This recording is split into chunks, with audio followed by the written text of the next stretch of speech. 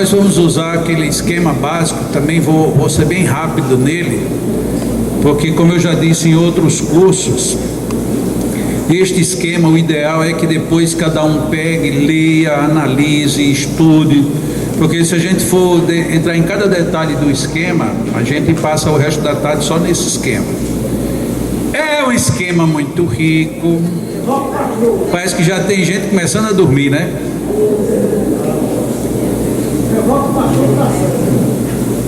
É um esquema muito rico e que aproveita-se esse esquema para várias derivações de estudos, mas o nosso objetivo com ele é ver exatamente de onde veio o fluido, o que é o fluido, o que a gente faz com ele. Usamos apenas aquelas duas obras, a Gênese e o Livro dos Espíritos, ou pela ordem cronológica, o Livro dos Espíritos e a Gênese. Por que só essas duas obras? Porque elas são suficientes para o que a gente precisa. E mesmo assim, quando qualquer pessoa vai ler, mesmo essas questões já selecionadas, às vezes a gente fica meio perdido, porque Allan Kardec foi um dos pontos em que ele não teve uma uniformidade muito bem estabelecida. Horas ele chama fluido universal o que seria fluido cósmico. Horas ele inverte, chama de fluido cósmico o que seria fluido universal. E num outro momento que é muito comum também termos alguma confusão, é entre fluido vital e princípio vital. Nós usamos, via de regra, no dia a dia, parece como um sendo sinônimo do outro. Ah não, porque o fluido vital, porque o princípio vital, porque o fluido universal ou o fluido cósmico. Desde que a gente não queira entender necessariamente e de forma correta e passa reto, não tem problema, mas na hora que a gente precisa fazer um estudo mais apropriado para saber o que foi dito, em qual intenção e a que se refere, aí é preciso ter um pouco de cuidado. Neste sentido é que eu recomendo que este esquema ele seja analisado com cuidado. É mais fácil por isso, porque só temos duas obras. Óbvio que se a gente pegasse outras obras, inclusive não de Kardec, a gente teria talvez até algumas explicações mais objetivas. Todavia, se nós não entendermos nele, depois ficaremos confundindo os outros. Por isso mesmo foi que eu abri mão, quando eu estava fazendo este esquema, eu abri mão das obras tanto de André Luiz, que inclusive eu já tinha tirado informações dele, como também de Emmanuel. Eram dois espíritos cujos livros, alguns eu tinha usado para dar corpo a este esquema. Mas depois eu preferi abrir mão dos dois, porque senão ficaria parecendo que Allan Kardec não era suficiente para tratar do assunto. Há uma desvantagem grande em Allan Kardec neste assunto específico. Qual? A época. Na época não existia a física relativa de Einstein, nem a física quântica. Por um lado isso é ruim, porque deixamos de ter um conceito mais esclarecido para o dia de hoje. Do outro lado foi excelente, porque mesmo ele falando de forma mecânica, ou seja, na física newtoniana, ainda escapa a percepção de muita gente. Ou seja, a gente tendo um conceito mais restrito ficou complicado. Imagine se ele tivesse colocado numa outra estrutura. Algumas vezes as pessoas me perguntam, porque há muita questão, Allan Kardec foi Chico, Allan Kardec não é Chico, quando é que Allan Kardec vem, ou se já veio, ou se vai vir, e me ficam perguntando a mim também a sua opinião. Eu digo, olha, primeira coisa, para mim Allan Kardec foi Allan Kardec, é Allan Kardec. Se ele foi Chico ou deixou de ser isso, eu não entro nesse detalhe. Para mim não modifica absolutamente nada do que Allan Kardec foi. Tem inclusive quem defende, que explica que essa resposta não é boa porque foge. Eu não acredito que fuja não, eu simplesmente tenho Allan Kardec como Allan Kardec. Mas se ele estivesse reencarnado hoje, aí me pergunto, onde é que ele estaria? Digo, seguramente, essa eu sei, ele não seria espírita. Espírita ele não seria. Por quê? Porque ele iria ser colocado para fora do espiritismo. Ele, os conceitos dele, newtonianos, de filosofia positivista, a gente ainda não alcançou até hoje. Já pensou ele chegar aqui agora com física quântica e vir teorizar sobre o espírito, dizer que os campos energéticos do perispírito, por isso e por aquilo, a gente mandava ele passear, porque ele não tem o que fazer aqui. Então, se ele veio, se ele vem, aí é uma opinião minha, extremamente pessoal, Allan Kardec não vai nascer no meio espírita, ele vai nascer fora, totalmente desconhecido, vai revolucionar em alguma coisa aí. Ele vier com o espiritismo do jeito que ele é hoje, que ele seria hoje, com o saber que a gente tem, o meio espírita não suportaria não, porque não suportou na época, não suporta até hoje, tanto que a gente vive fugindo de Allan Kardec, a gente foge de Allan Kardec, que é uma brincadeira.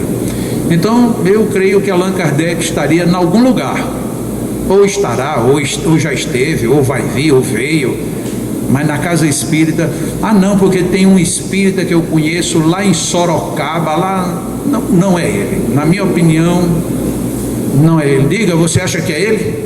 Não, Jacó, eu lembrei de Hernando Guimarães atrás, tentou seguir por esse caminho, duramente criticado, e hoje em dia, inclusive as obras dele, praticamente não se estuda. Exatamente. A obra dele é ele foi, e é porque hoje ele já é considerado, depois que ele desencarnou, aí ele foi, aí hoje ele até já tem algum crédito, mas o Hernando Guimarães Andrade, ele só era respeitado por quem não era espírita e nem era brasileiro, basicamente. Lógico, tem as exceções, mas até hoje ele não goza de muito bom conceito, porque ele fala muito difícil, porque ele tem umas hipóteses muito esquisitas e tal, e aí nisso a gente foge. Imagina Allan Kardec, com a cabeça que ele tem, ele chegar aqui para falar do espírito, ele não vai mais falar assim, o espírito é uma fagulha, é uma chama, mas ele não vem com essa teoria nunca mais, porque com essa a gente ainda não entendeu até hoje. Então, bom, fecha, passa a régua. Vamos voltar para o mestre. Para mim, Allan Kardec é o mestre, e eu digo com todas as letras, se ele tiver errado, eu vou para onde ele indicar, na dúvida eu vou com ele. Se ele disser que é desse jeito e outros dizem, eu continuo com ele. Tem um companheiro que eu até citei o nome dele ainda há pouco, Cosme Massi, que é um dos poucos filósofos espíritas, pelo menos dos que eu conheço. O Cosme, ele diz assim, Jacó, quando eu vou fazer alguma palestra, às vezes no momento do debate a pessoa pergunta, mas o espírito André Luiz, na obra tal, falou isso. Sabe o que eu respondo? Eu disse, eu não leio esse autor, não leio esse, não leio Bezerra, não leio Joana, eu não leio ninguém.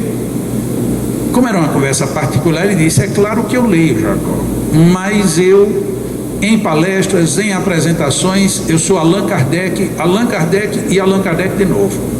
Eu não entro em consideração. Por quê? Porque na hora que você colocar todos esses autores, você vai criar polêmicas e não vai chegar em lugar nenhum. Eu pelo menos estou com Allan Kardec. Se você não quiser, então vá procurar quem você queira. Eu sigo com Allan Kardec e saio da polêmica, porque as pessoas às vezes gostam, né? Não, mas o que você acha que André Luiz falou e tal? Eu, pelo menos, eu entro nessa fria quando alguém me pergunta, mas André Luiz foi para o umbral. Eu digo, bem feito. Ele tinha mais, era aqui mesmo. Mas você diz que não existe um umbral. Para mim não existe, eu não vou para lá não. Mas ele quis ir, ele quer vá, problema dele. Então você é melhor do que o André Luiz? Eu não sei o nível dele, eu sei do meu. Para o umbral eu não vou. Mas quem é você para dizer que não vai para o umbral? Sabe por que eu não vou para o umbral? Primeiro motivo, porque Allan Kardec não mencionou umbral em nenhum momento, em nenhum lugar da obra dele. Se tivesse umbral, ele ou os espíritos ao longo de 12 anos teriam dito, o umbral está ali, e em cada cidade tem um umbral, ele não falou nisso, então não vou. Ele disse que quando a gente desencarna se torna espírito errante. Todos não, os espíritos puros não. Ou seja, espírito puro está em algum privilégio por algum motivo, que alcançou, óbvio. Mas os outros estão tudo errando por aí, errando nos dois sentidos, errando de passear e errando de cometer erros. Está errando de todo jeito. E quando eu chego no Rio de Janeiro, que já me perguntaram, e acho que é muita ousadia da minha parte, mas Jacó, e nosso lar? Você vai para nosso lar? Eu digo, Deus me livre de ir para nosso lar. Olha, o cara já vive aqui nesse sufoco, morre, vai para nosso lar, está lá passeando, recebe tiro perdido, não quero nada. Tem bala perdida para tudo quanto é lado naquele país, naquele estado. Não, eu estou fora. E falando sério mesmo, eu continuo com Allan Kardec. Tem nosso lar ou não tem? Não sei. Se tem ou se não tem, não sei. Eu sei que para lá eu não vou. Nem vou para nosso lar, nem vou para Alvorada Nova. O que é que eu vou fazer em Alvorada Nova? Eu já estou aqui no Leão. Eu vou sair daqui para ir para uma outra alvorada? Vou nada. Se isso aqui, os espíritos dizem que isso daqui é o ruim, é o denso, é o pesado, então deixou aqui, pronto. Vamos fazer um acordo, deixou aqui. Eu não quero ir para o sutil, não. Não, porque aqui a gente vem para saber para onde é que vai depois. Não, mas eu não me interessa para onde eu vou. Não, mas se você não acredita que tem zonas umbralinas, claro que tem. Tem muita gente que cria isso para si e vai. E eu bato nisso. Você quer ir para o umbral? Quer? Então vá. Mas você disse que não tem para mim, agora para você tem. Ah, então assim eu não quero mais. Então pense firme, pense numa outra vida espiritual. Imagina bem, a gente hoje pode escolher vir para cá, pode escolher se vai almoçar aqui ou não, pode escolher se come sobremesa ou não, se bebe água ou refrigerante. Não, mas o refrigerante faz mal, mas eu quero. E aí toma. A gente tem todas as opções. Quando sai daqui, aí chega do lado de lá, que a gente veio para cá para aprender, não foi isso? Aí quando chega do lado de lá, tudo é cesseado. Você não tem mais coisa nenhuma. Você não sabe nem onde você está. Não, eu não cometi nenhum crime. Aí André Luiz fez algumas besteiradas. André Luiz bebia, e bebia muito. André Luiz fumava, e fumava muito. E André Luiz ainda prevaricava, que era uma beleza até dentro de casa. Aí ele foi para o umbral, bem feito, ele vai para lá. E lá no umbral ele recebia visita, mas não via. A mãe dele ia lá pertinho dele, ficava ao lado dele, ele se lembrava da mãe, mas não via a mãe. Por quê? Porque ele se fechou. Não, eu não quero essa vida para mim. Eu saí daqui, ou eu vou para um lugar melhor, ou então me deixa aqui mesmo. Ah, mas não é assim que Deus administra. Bom, como ele administra, eu não sei. Eu sei como eu estou administrando a minha vida. Porque ele não deu inteligência. Deus em mim se manifesta como? Dentro do meu nível. Não, mas desse jeito, Jacó, uma pessoa que vive muito mal, desequilibrada assim, mas se ela não tem consciência de culpa, isso vai ajudá-la. Como assim? Ora, nós não vivemos dizendo que vale a intenção, mas só vale a intenção quando é boa e quando a intenção é má. Vale o nível de sabedoria, quer dizer que eu tenho sabedoria, eu tenho crédito, mas se eu usar mal eu tenho demérito. E meu nível de consciência, onde fica? Veja quantas discussões filosóficas a gente pode buscar com o espiritismo. Discussões mesmo, bate-papo, apresenta um argumento, busca outro argumento, e em busca da gente viver bem e ser feliz. A primeira coisa contra o viver bem e ser feliz é depois da morte ir para o umbral. Tem uma teoria pior do que essa. Pior do que essa é só a do inferno. Mas a do inferno é tão ruim que ninguém acredita mais nela. Aí como o inferno ficou desacreditado, a gente criou o umbral. E como é bonito, a gente vai assistir qualquer peça espírita, se não tiver uma cena de umbral, não presta. Não, porque você tem, está todo mundo feliz, tal, aí aparece um que não está muito direitinho, aí vem uma fumaça negra por baixo dele, joga uma luz escura, aí ele faz uma carantonha, está doendo tudo. E o que foi que você fez? Ah, eu estou aqui no umbral. Aí a peça fica bonita, porque a gente parece que gosta da desgraça nos outros, né? Na gente não. Aí eu não quero nem em mim nem nos outros, porque eu não vou. Mas se mandar a minha mulher, eu vou buscá-la e vou arrancá-la de lá. Se mandar meus filhos, eu vou buscar tudinho. Ah, mas assim como é que fica? Mas não existe espírito protetor? Pois eu vou ser espírito protetor. Mas você não é muito pretensioso? Eu pretensioso? Sou nada. Eu estou aqui para quê? Para aprender e para progredir. São as duas funções que eu estou encarnado. Eu estudo, eu me esforço, eu me dedico, procuro ser o mais direito possível. Aí quando sair daqui, o que é que eu vou? Vou para a desgraça. E seus filhos vão tudo para a desgraça também? Não. Eu não preparei eles para ir para a desgraça, preparei para a gente viver. Ou então a justiça não é justiça. Ai, como eu estou falador. Meu Deus do céu. No livro dos Espíritos, a primeira questão: o que é Deus? Deus, que é a inteligência suprema, causa primária de todas as coisas. Olha aí onde é o primeiro engancho nosso. Quando a gente pergunta a qualquer pessoa o que é Deus, aí a gente vai: inteligência suprema, causa primária de todas as coisas, porque foi Deus quem criou, foi Deus quem fez, foi Deus quem olha, foi Deus sabe até uma folha de uma árvore quando cai, porque Deus fez isso e porque Deus aquilo. Muito bem, e a primeira parte da resposta, você vai considerar ou não?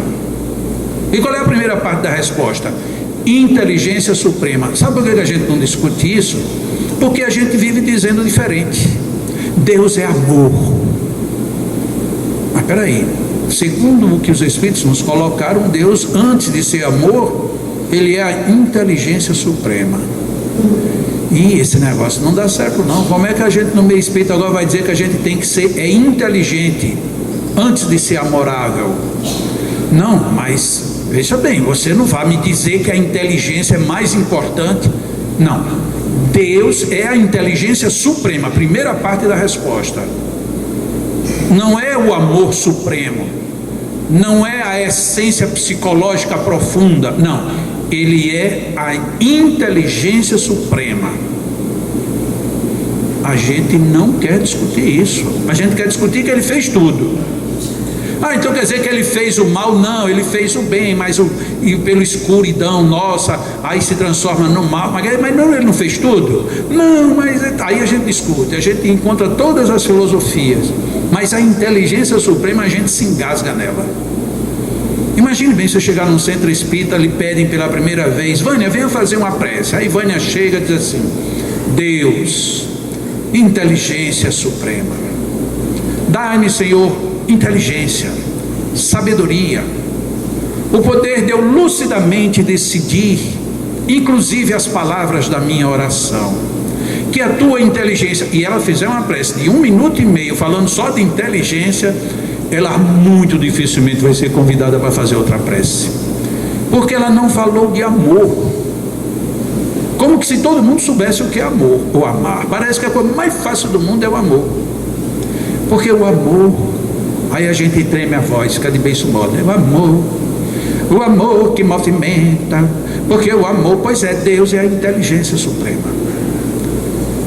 Por que não discutimos a inteligência? Porque a gente tem medo, porque na hora que a gente fala em inteligência, a gente pensa, é por conta da inteligência que existe o terrorismo. Quer dizer que só tem um lado ruim da inteligência? Eu quase todo dia eu me lembro de fazer uma prece, na minha prece, de incluir um nome: Mr. Carrier. Quem é Mr. Carrier? Foi o cara que inventou o ar-condicionado. Imagina o benefício que esse sujeito faz para a humanidade. Imaginem vocês. Imagina que esse salão com o Mr. Carrier sem funcionar em canto nenhum. Já estava todo mundo desacomodado, desconfortável, né? Então o senhor Carrier, ele merece as minhas orações, porque o bem que esse homem fez à humanidade é incomensurável. Abuso da inteligência. Mas ele ficou rico, pouco importa. E que me importa que ele ficou rico, que ele ficou pobre? O bem que ele fez. Como é que é o nome que inventou a penicilina? Alexander Fleming. Imagina esse cara daí. Não, mas o bem que esse homem fez, que esse homem faz até hoje, ele vai continuar fazendo ainda por muito tempo. O Fleming. Aí a gente, não, deixa pra lá. Ele fez isso por quê? Por conta da inteligência. Ele teve a inteligência de pesquisar, de sacar, de imaginar como é que tudo isso se desenvolvia, como era que os sistemas biológicos, micro-organismos invadiam, como é que poderia interromper. A gente nem ao menos para pensar nisso. A gente não pensa em nada. Como um dia eu já contei essa história. Eu ri muito com a piada de Chico Anísio, ele fazendo uma entrevista com o Jô Soares. ele sendo entrevistado. E aí Jô perguntou alguma coisa e disse: mas Jô, tem algumas coisas nesse mundo que eu não entendo. Existe uma luta de movimento ecológico, de preservação dos animais. Até aí tudo bem, mas me diga lá, Jô, para que é que serve uma girafa? Um bicho daquele com pescoção que não tem tamanho, vive para quê? Só para enfeitar zoológico. Eu ri, eu me diverti, eu digo, mas não é que é mesmo? Para que serve uma girafa? Aí na mesma entrevista ele disse: e um hipopótamo? Para que serve um hipopótamo? Para viver agora, mergulha, sai, aquele bichão daquele tamanho que respira dentro e respira fora, gordura para todos os lados. Para que serve um hipopótamo? E eu achei engraçado aquilo. Aí um belo dia eu estou na casa de um grande biólogo, amigo nosso lá em Itabuna, na Bahia, e como ele era da área de zootecnia, eu fui conversando com ele e tal, e falei da piada, e eu contei a história da girafa e caí na risada, e ele ficou sério. Quando ele ficou sério, eu digo: quando você conta uma coisa engraçada que o outro não ri, das duas uma, ou ele não entendeu, ou alguma coisa está errada. E ele olhou para mim com cara de quem tinha entendido.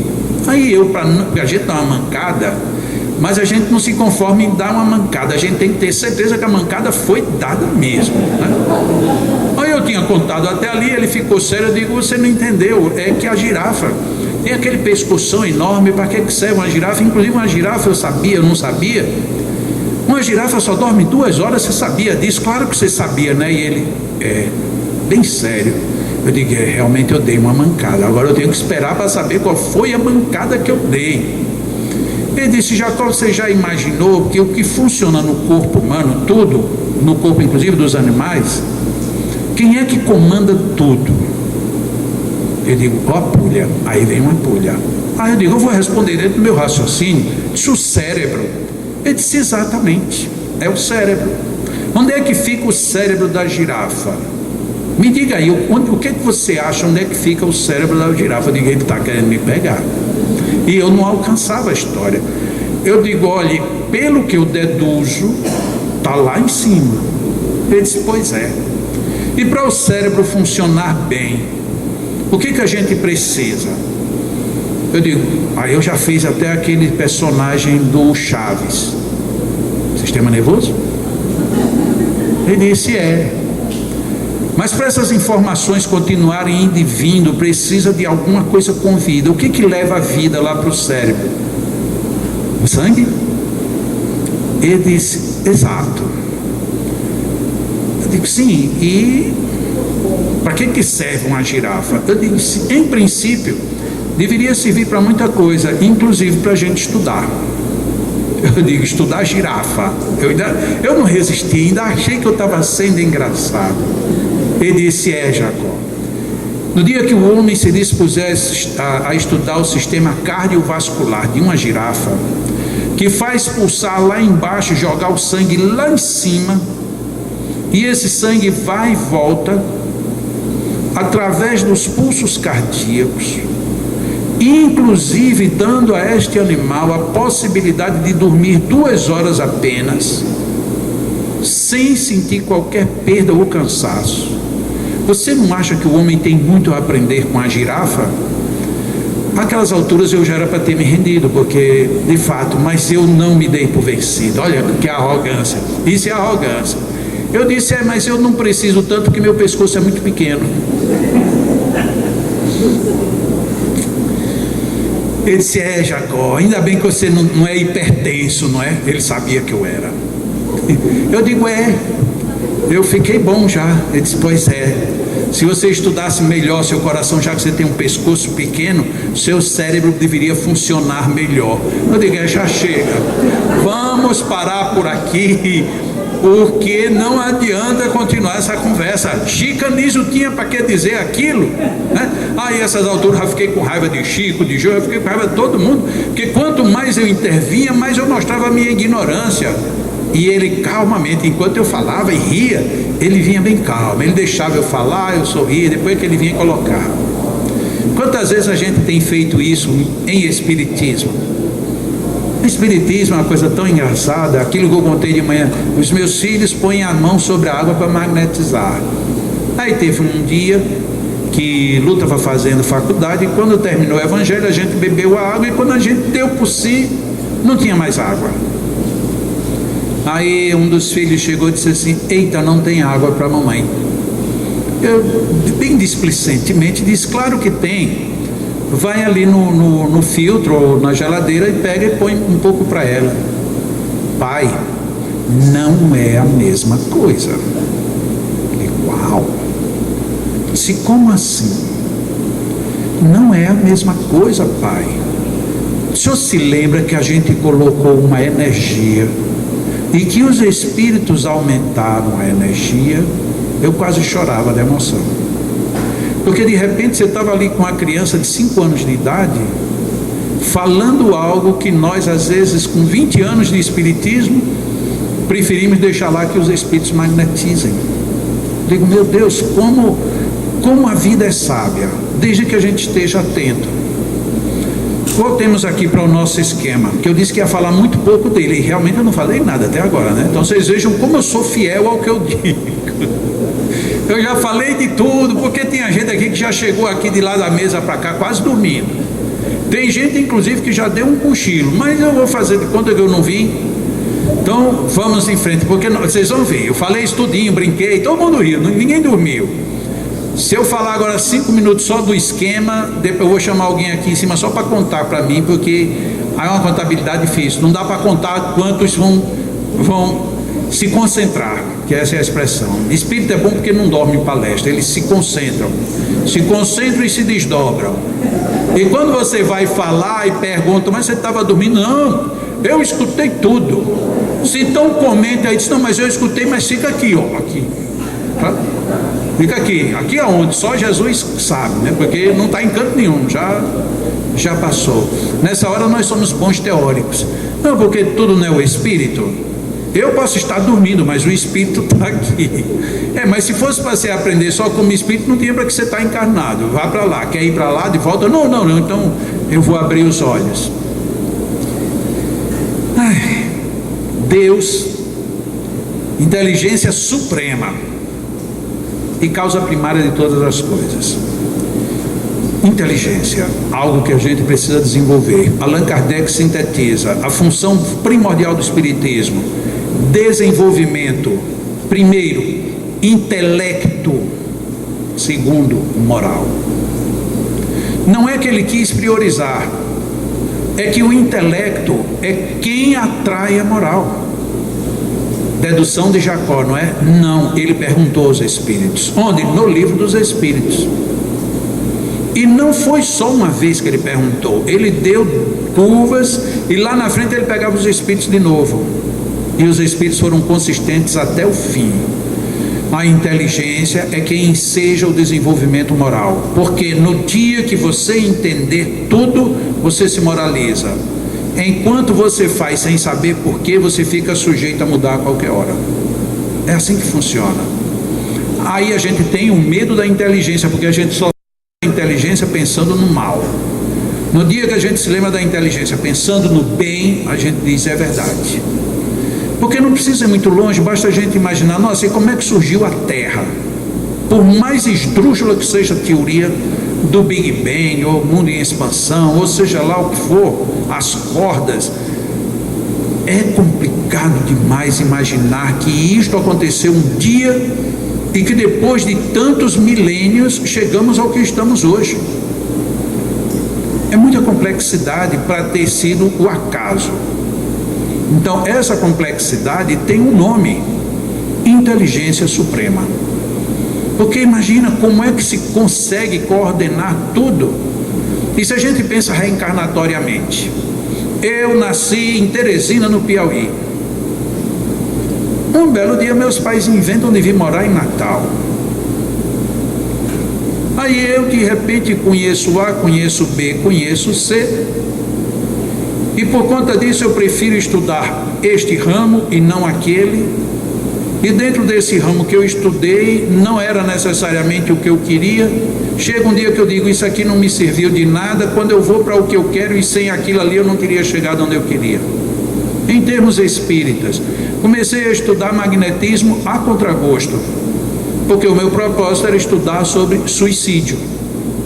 E minha mãe contra o tempo inteiro, não, suicídio não, suicídio não. Ela nem falava a palavra suicídio, magnetismo, magnetismo, magnetismo. Quando ela viu que ia perder, aí ela arrumou um avalista de peso pesado. Quando você reencarnou, você se comprometeu com Kardec de que ia estudar magnetismo. Eu digo, mas eu não me lembro disso não. Estou falando sério. Eu disse, eu também. Mas você fez um acordo porque você desfez o assunto de magnetismo. Então você tem que, mamãe, olha, vamos parar com isso, que essa história não dá certo. Porque a minha cabeça diz que quando eu reencarnei, eu vou estudar suicídio. Eu disse, pois sim, você vai estudar magnetismo. E como toda mulher inteligente, convence qualquer homem, por mais inteligente que ele seja, ele está derrotado. Se uma mulher se irmar de virar a cabeça de um homem, ele daqui a pouco ele vai sair com 180 graus a direção da cabeça e não entende por quê, porque ela vira. Lógico que ela tem que fazer algumas concessões, né? De vez em quando tem que chamar de meu bem, quando era para chamar de meu troço, né? De vez em quando ela tem que dar uns ajustes, mas ela sabe. De vez em quando ele quer um negócio, ela faz quando ela quer, ela faz diferente. Eu li hoje ontem uma tirinha que diz assim: meu amor, a gente vai sair hoje de tarde, não vai? Ele disse, se você quer sair, ela disse, gostaria. Para onde é que a gente vai? Ela pergunta para ele. Bom, a gente pode ir num parque que está aqui na cidade. Ela, não, parque não. Então a gente poderia ir num restaurante que inaugurou? Não. Então a gente poderia ir fazer uma viagem aqui a uma cidadezinha próxima? Não. Então para onde é que você quer ir? Para o shopping center. Se ele quiser ser feliz, ele vai para onde? Pronto, é essa a resposta. Se ele quiser ser infeliz e naquele dia não ter mais chance nem de um copo d'água, aí ele vai quando ele quiser. Então é mais ou menos assim que funciona, uma regra bem funcional. Fora disso se chama bronca. Quer bronca? Quer, então faça o que você quer. Aí minha mãe diz que eu tenho que estudar magnetismo, e na minha cabeça eu tenho que estudar suicídio. Eu tentei, confesso que tentei. Fiz estágio sozinho, autodidata, comprei livros inclusive lá nos Estados Unidos, tudo em inglês, tudo pró-suicídio, para poder entender como era que isso se movimentava. Fiz entrevista com psicólogo, fiz entrevista com psiquiatra, passei um período pesquisando dentro do ITEP, que é o Instituto Técnico de Pesquisa Científica do Rio Grande do Norte. Ficava lá naquela sala 3 manhãs por semana e saía de lá totalmente descompensado. E tentava, quando eu estava mais ou menos no andar que mais ligava, meu filho, diga mãe, onde é que você andava? Eu digo, não mãe, eu estava aqui, estou estudando. Você está estudando essas coisas, né? Eu digo, não mãe, tá, eu estou vendo. Eu digo, quem está vendo como? Ela não estava nem comigo.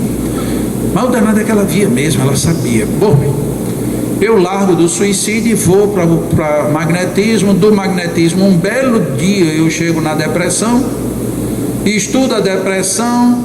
Quando está tudo pronto, já com o livro saído, aí você vê que se eu trato a depressão pelo magnetismo, os índices que nós temos, 70% dos casos de suicida, o suicida tinha princípios mórbidos de depressão. Então, se eu curo depressão, eu tiro 70% de possibilidade da pessoa se matar. Ou seja, ela queria que eu estudasse magnetismo, eu queria estudar o outro, mas terminei cedendo, fui só para magnetismo. No final da história, a própria vida fecha o circuito. Então você, sem querer, você está trabalhando naquilo sem ser necessariamente pelo caminho que você tinha optado. Isso é a inteligência divina, que arma sempre de tal maneira que tudo dá certo. Mas eu estava em casa, me assaltaram, me bateram, me tiraram tudo. Eu estava em casa, rompeu a barragem, levou tudo. Eu estava no emprego, entrou uma pessoa, me colocou para fora. Eu vivia um bom relacionamento e agora eu estou sozinho no mundo. Eu isso, eu aquilo. pare, pense, dê um tempo e prossiga, que lá na frente você vai ver que junta tudo outra vez.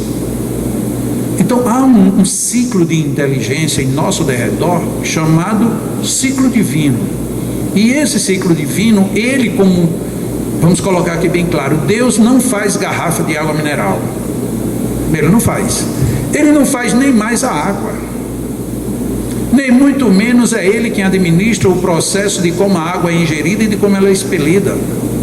Ele, entre aspas, pessoalmente não faz isso. Tudo isso é dentro de um sistema chamado criação. Eu falei, 5 minutos depois já teria gente se desdobrando. Graças a Deus a câmera está só para mim, porque senão vocês iam passar vergonha. Se Bira, em vez de estar no computador, ele estivesse aqui só pescando, essa fita ia valer ouro, porque vocês, mas olha quem estava dando um cochilo. Mas vamos deixar para lá, né, Bira? Melhor deixar sem filmar, né? Fica. É? Legal.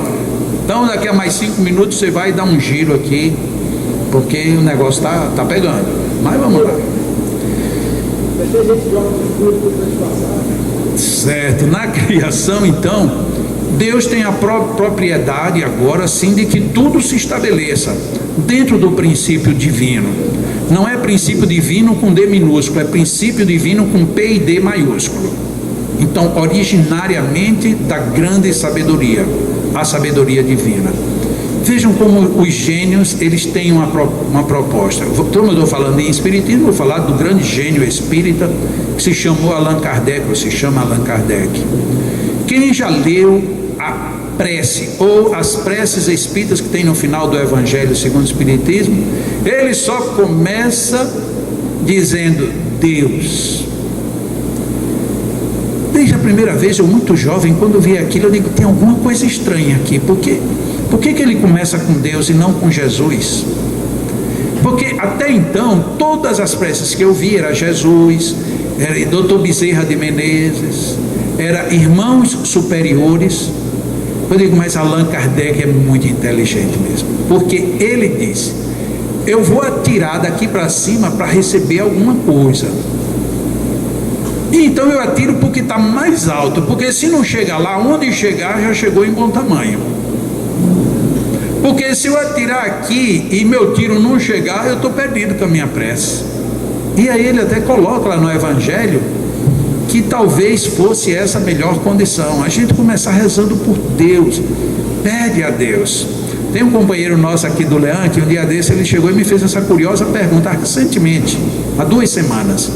Ele chegou, Jacó, quando você faz prece, você começa com Deus, a uma dada altura você fala em Jesus, e depois você volta a dizer, mas você diz assim, Senhor. Quem é o Senhor? É Deus ou é Jesus? Eu disse, na minha prece o Senhor é Deus, Jesus é o meu irmão maior. Mas você não pode chamar Jesus de Senhor? Posso, não tem problema, mas se eu não especificar quem é o meu Senhor, é Deus. Por quê? Porque Ele é quem é a grande inteligência suprema e é o Criador de tudo e de todas as coisas, portanto Ele é o meu Criador. Quer eu queira